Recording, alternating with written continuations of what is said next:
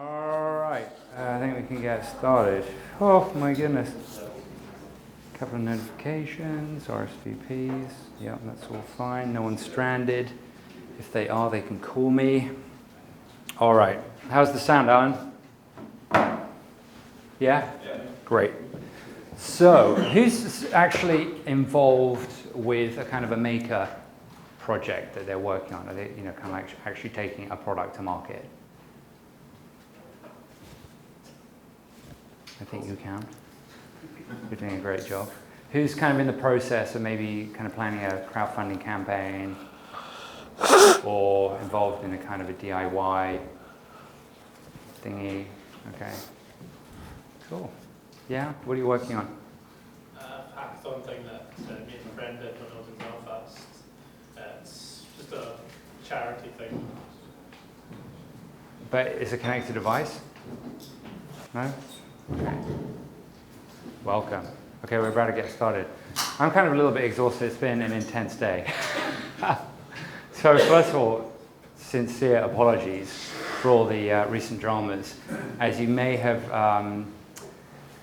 been made aware through, hopefully, the notifications through the forum and social media that there was a fire at Napier University, so the entire campus was shut down, and we were kind of put in this kind of purgatory scenario where the fire were doing kind of an audit, doing safety checks, and there was a possibility that in fact the campus was going to be made available to us. So literally switching to this venue, finding a venue at such short notice and getting everyone notified of the switch is kind of miraculous under the circumstances. So I'm so grateful that you actually made the effort to go through the pain and hassle to the Edinburgh College of Art, and thank you so much to Edinburgh College of Art Informatics for letting us have this venue at short notice.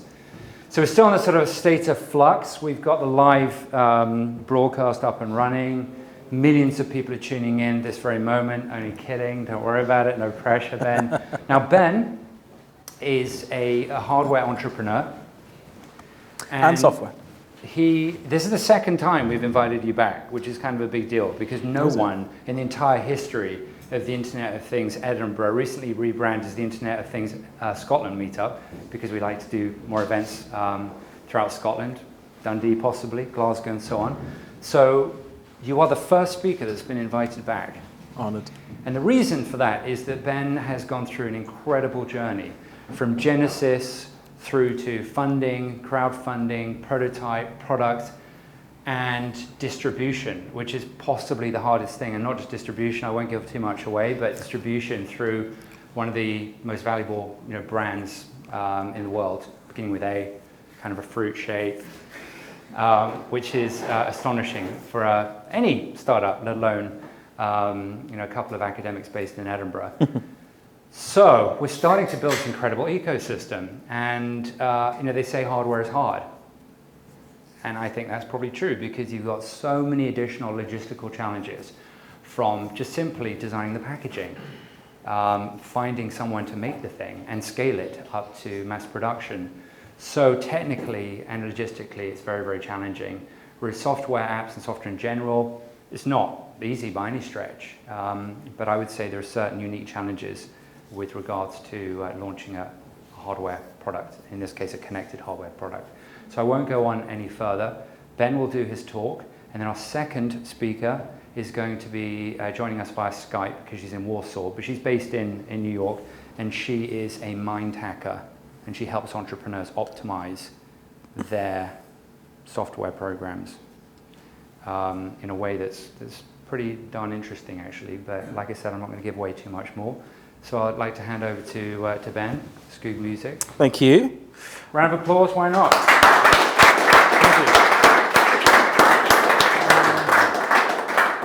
Let me just get a backdrop on the go here, if that's all right. Can I do this?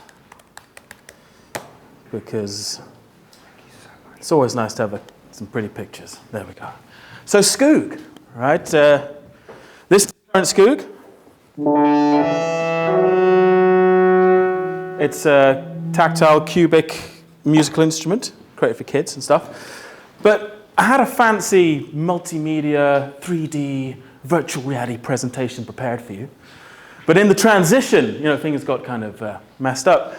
And it actually made me think, that what Simon actually asked me to come and talk about was funding and the route that gives. And whilst, I'm happy to talk hours about our product, I think what's more relevant, and I mean, you guys aren't here necessarily to buy it, although it is available in the Apple Store on Princes Street, so do go and buy one, okay? But it's more about the journey and more particularly about funding. So kind of ruined my intro that I'd been working on. So yeah, how did two academics based in Leith, right, end up selling globally through the Apple Store, right? Obviously, genius ideas, right? An incredible talent, but more importantly, supportive funders and supportive investors. Now, we've been through the kind of pretty much, I think, the whole gamut of kind of startup life. And I would still classify us as a startup, although we're very old. I'm not sure when you stop being I think when you start making money, that's probably when you stop being a startup. But,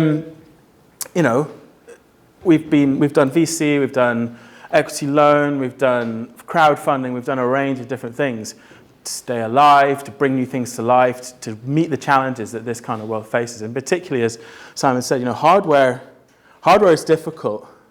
There's many a time that David, my co-founder and business partner, who, he is a software guy, has routinely said, I wish we didn't make it, Why can't we just do software? It'd be so much easier. But there's a delight and there's a challenge and there's something magical about making things. And I think the whole maker revolution that's going on right now, and I heard people earlier all talking about hackathons. When we started, there weren't such thing as hackathons. You lucky young people, you, okay? So, yeah, we started out, this journey started out 10 years ago. And we set out to create an instrument that was specifically designed for children.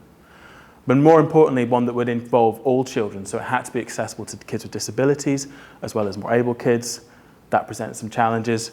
And we decided to overcome those challenges by creating a box, a cube. There's loads of stuff on why this is so kind of, why it works. But it works well enough for it to be picked up by one of the bigger brands around. So we now, with a new version, are working closely with Apple, who have been incredibly supportive, and we retail globally online with them, and we're now in about 80% of retail stores in Europe, which is pretty cool. And yeah, so I'm here to tell you a little bit more about the funding journey to get there. So supportive funders, and whether you're doing VC investment, whether it's angel, whether it's family and friends, all kinds of different ways of getting stuff backed up, whether it's a crowdfunding thing, I think one of the things that we've definitely learned, and the thing that I would, if I could pass on anything, is be communicative. Keep them informed. There are different schools of thought with investors and boards and these kind of things, and some people, different ways of dealing with that, and it depends on who you have on your board.